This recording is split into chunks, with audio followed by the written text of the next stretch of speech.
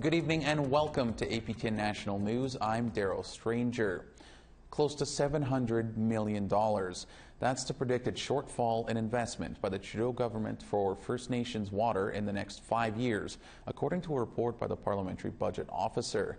The report and the remaining 44 water advisories on First Nations has opposition parties taking the government to task. APTN's Fraser Needham reports. A new report by Parliamentary Budget Officer Yves Giroux says the government is meeting its obligations when it comes to First Nations water infrastructure. Where they are falling short is in operations and maintenance, specifically in having trained people to operate these systems. Opposition parties say the government has completely failed when it comes to providing safe drinking water for First Nations. NDP Laurie Idlout says the Liberals can no longer wait to properly fund these systems and end all boil water advisories.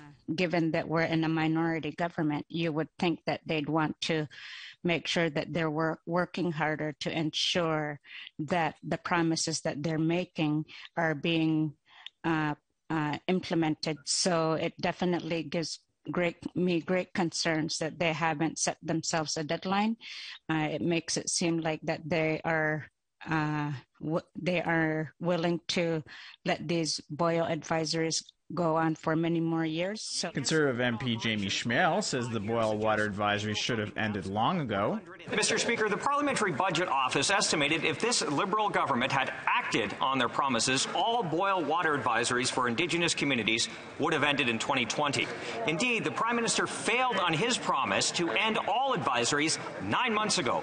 Worse, the Minister of Indigenous Services said yesterday that she refuses to set a deadline for ending the remaining 44 on-reserve boil water advisories. In fact, she wants to hold more consultations. So, Speaker, if the minister couldn't drink water in her home, how much longer would she wait? Indigenous Services Minister Patty Haydu says the government is committed to ending the funding gap, but she won't commit to a deadline for ending the water advisories.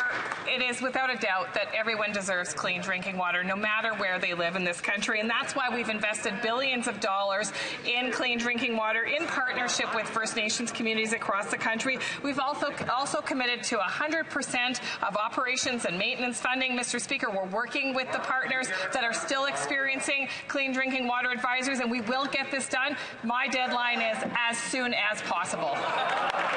The Liberals say that now they are funding 100% of operation and maintenance of these facilities, it will be easier for them to make up the funding gap. Fraser Needham, APTN National News, Ottawa. The Premier of New Brunswick is calling an Aboriginal title claim unprecedented and says it will jeopardize property owners and the province's economy. The Wolastoqey chiefs who filed the claims say the Premier is fear-mongering. Angel Moore reports. The New Brunswick government was quick to react after the Wolastoqey chiefs filed a title claim naming industry giants such as J.D. Irving and New Brunswick Power. Premier Blaine Higgs said in a press conference, "While this is a matter before the courts, I cannot stand by as Premier and just let things unfold, knowing that most New Brunswickers are unaware. This impacts job, land ownerships, private investments, and our province's entire economy." The Aboriginal title claim, about 60% of New Brunswick, filed in the New Brunswick's Court of Queen's Bench, focuses on industry occupying traditional lands. Chief Patricia Bernard of Wolastoqey says the claim will protect the lands, not destroy the economy. We don't want to make things worse. We want to make things better. And that's really the bottom line. So why would we want to, do things like take people's homes away or bankrupt the province or, kill the economy? That just doesn't make any sense. It makes no logical sense why we would want to do that. Bernard says the details will be worked out in court, but it may take a decade or more. Angel Moore, APTN National News, Jabukduk, also known as Halifax.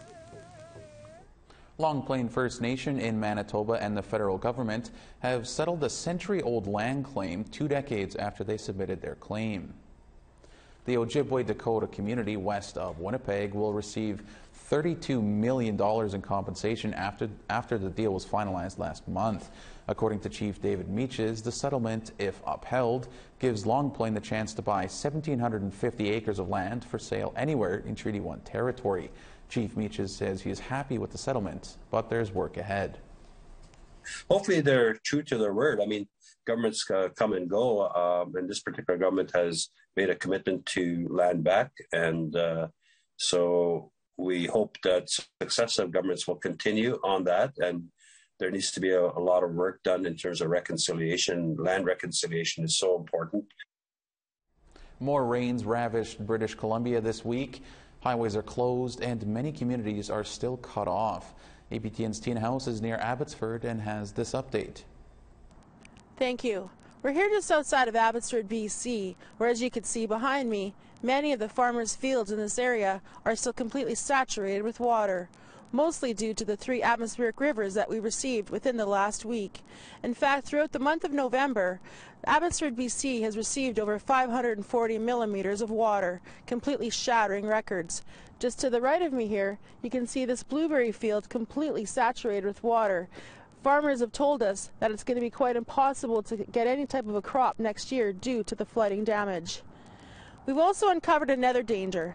Because of the numerous highway closures, people are now using many of the side roads, including semi-trucks.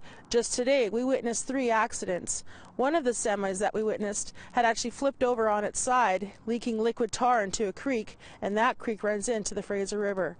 We're going to have more coverage for you tomorrow. Back to you in studio. All right, thanks for that, Tina. Now, people in Abbotsford are now assessing the damage. We thought we were, in a pretty good position, but clearly that isn't the case for anyone living in British Columbia at this time. Residents are picking up the pieces after a mudslide over the weekend. It's the result of more than 500 millimeters of rain that soaked the city in the month of November. Now, there is optimism that the worst is over. Abbotsford's mayor suggests conditions have stabilized, but says officials are keeping a close eye on localized flooding and the evacuation orders still in place.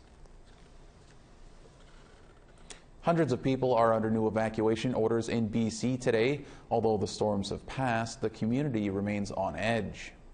We're not going to feel completely comfortable that we're through all of this until the end of the winter. We're going to have to continue to watch because I don't think this will be the last of our atmospheric rivers.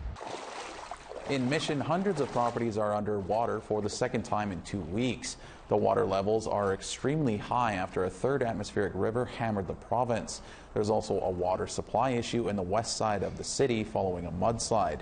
In the Ruskin area, more than a dozen properties are under a boil water advisory. Many of those impacted by flooding are families with children, and right now, 2 Abbotsford schools where hundreds of kids attend are flooded and remain closed. He desperately wants to be with his teacher, Mrs. Marr. He loves his classroom and his teachers. About 300 students are currently displaced because of flooding damage. Some students are now being taught in a space offered by a Chilliwack church, while others are learning remotely. Damage assessments are still being done, but officials say it could take months to repair. And we want to hear what you think about what's happening in BC. Here's how to continue the conversation. Send your emails to news@aptn.ca or leave a comment on aptnnews.ca. You can also find us on Facebook, Twitter, Instagram, YouTube, and TikTok. Follow APTN News to join the conversation and see our latest stories. All right, we have to take a short break, but still to come. A few moments of levity at an event marking a history that was not always kind. That story coming up after the break. You're supposed to be working. You translate it to me.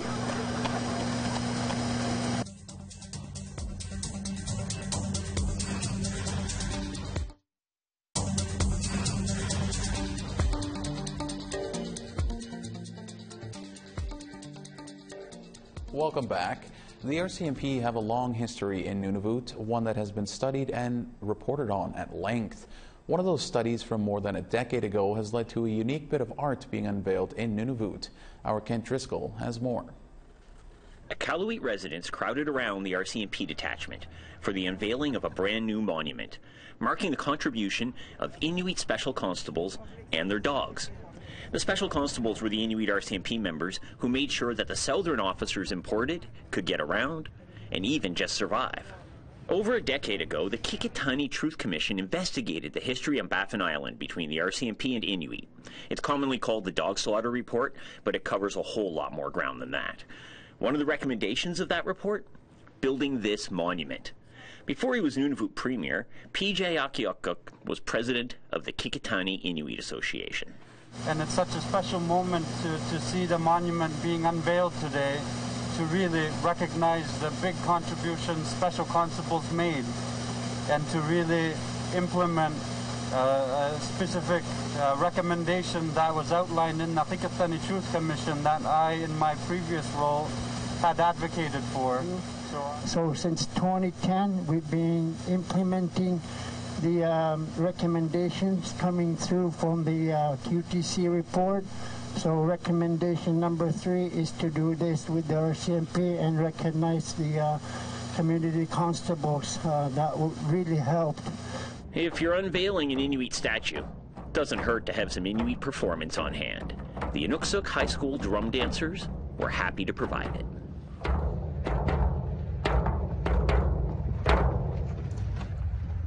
Lou Phillip was one of those Inuit special constables. As such, he doesn't mind teasing one of the younger officers who was there to interpret for him. What did I say? You're supposed to be working. You translate it to me. So he recalls when special constables were working and their mode of transportation was the dog team. And where he grew up in Arctic Bay, they didn't have police.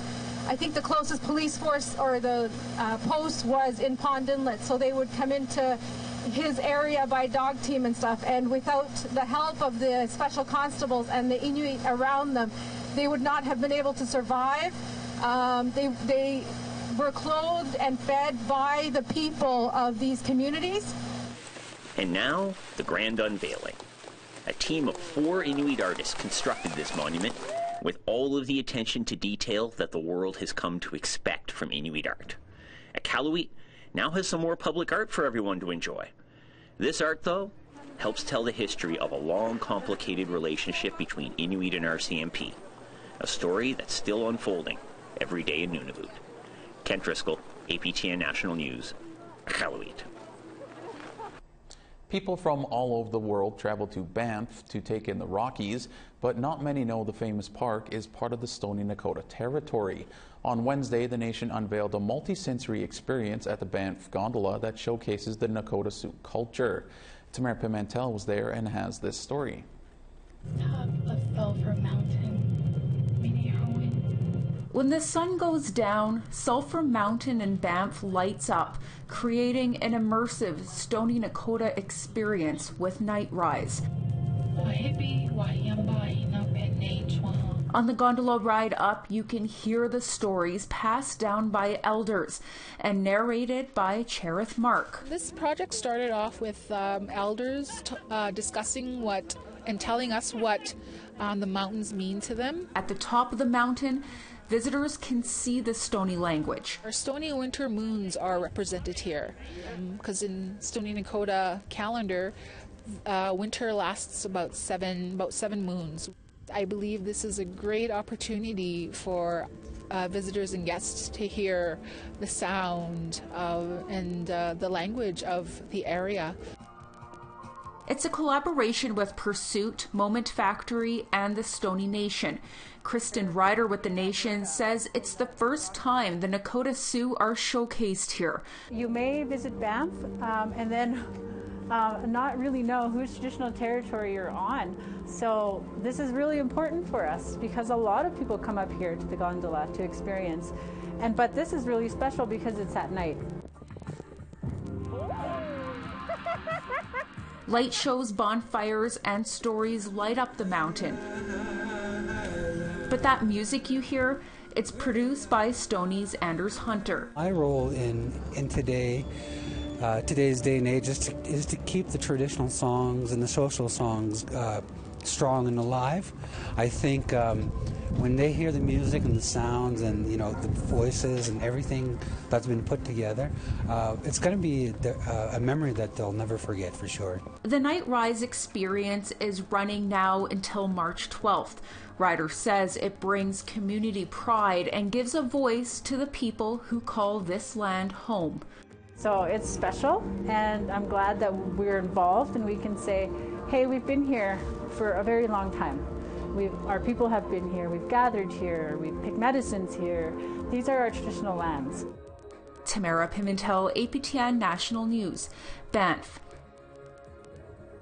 A group of Indigenous leaders will head to the Vatican this month to meet with Pope Francis, including Gary Gagnon, Vice President with the Métis Nation of Alberta.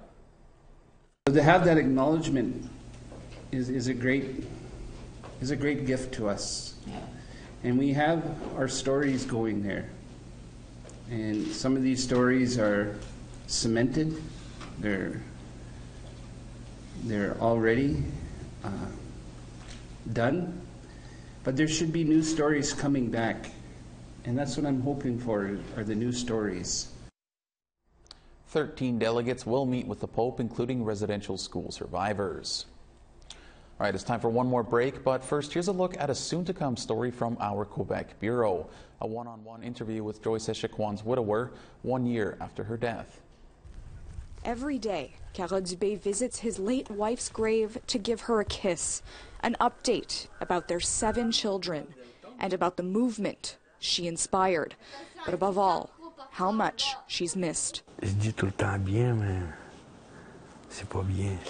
Je vais pas bien. Je voudrais dire que je vais pas bien.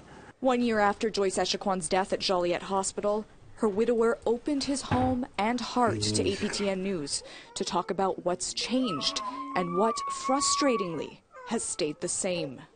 C'est pas une révolution, c'est une évolution. C'est ça qu'on veut. C'est pas une révolution, c'est une évolution qu'on veut. That story coming up next week on APTN National News.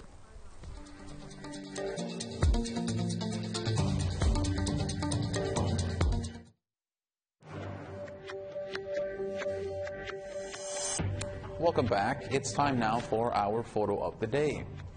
Gerald Richardson sent us this picture of the first breaking light on a new day in Winnipeg, Manitoba during a cool winter morning.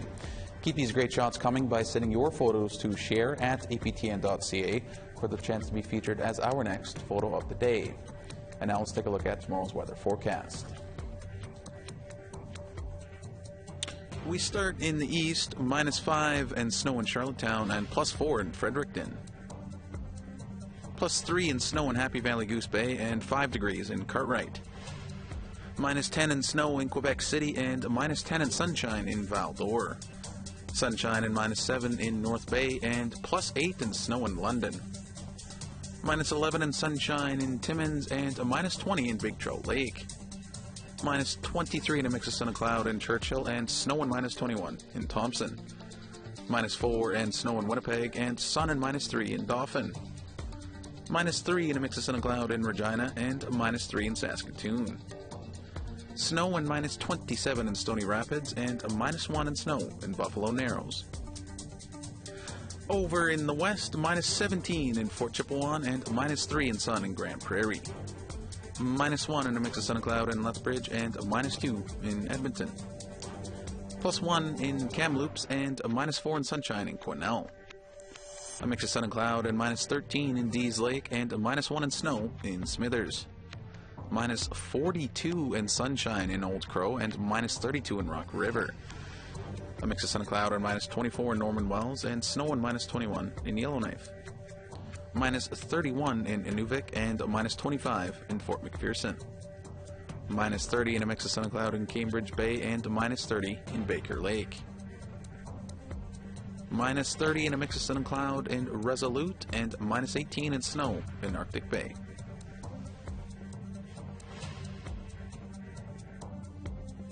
Following raids on anti-pipeline blockades in Wet'suwet'en territory that were criticized for being heavy-handed, neither Ottawa or BC would take responsibility for them.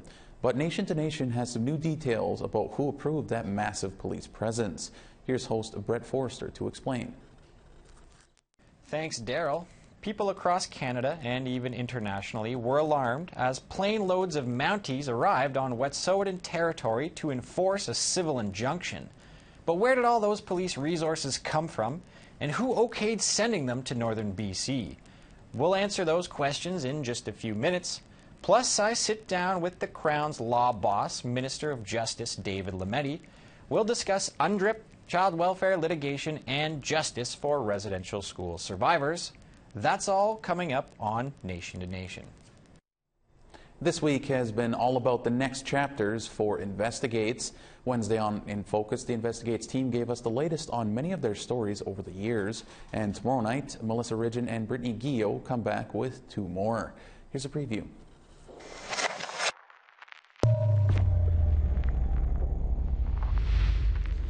The stories don't stop when the cameras go away. There's always a next chapter. The award-winning show APTN Investigates has been around for 13 seasons. A lot has happened since that documentary has aired. We just laid it out line by line. You've stayed in contact with this family. That's like a decade ago, right? Yep. How is Maddie doing? How old is he now? How's his family doing? Did they get help? They are still battling. We talked about many of those next chapters earlier this week on In Focus. And tonight we're here with 2 more. It's Wednesday at the Kamsack Hospital, also known as Methadone Day. It's 9 a.m., and they're now serving patient number 90. Melissa Ridgen returns with the next chapter on the methadone situation in Kamsack. When you have a collection of 30,000 objects, it could take years and decades to research every single object. But we are committed because that's part of what we do as a museum, researching the history of each object. And I'll be here at the Winnipeg Art Gallery with the latest on the Inuit carvings and their connection to tuberculosis hospitals. I can't imagine what they went through. And this story about those Inuit who were in TB hospitals in the South is part of the history of Inuit art. The full episode airs tomorrow night right after the news.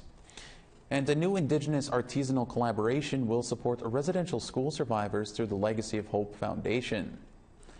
Capturing the Northern Lights in stone, they're called mindful maple leaves, and they're designed by various Inuit artists. Each leaf is uniquely carved and produced at a Nunavut-based workshop and adheres to the Indigenous principles of artists and crafts of people. The mindful maple leaf is made from genuine labradorite, which is sourced by the Great Caribou Studio. Proceeds from the Mindful Maple Leaf sales will go to the Legacy of Hope Foundation. All right, that's all we have for you tonight on APTN National News. For news anytime, you can visit our website at aptnnews.ca. Make sure to stick around. The Nation to Nation with Brett Forrester starts right now. I'm Daryl Stranger. Thank you for joining us. Have a great night.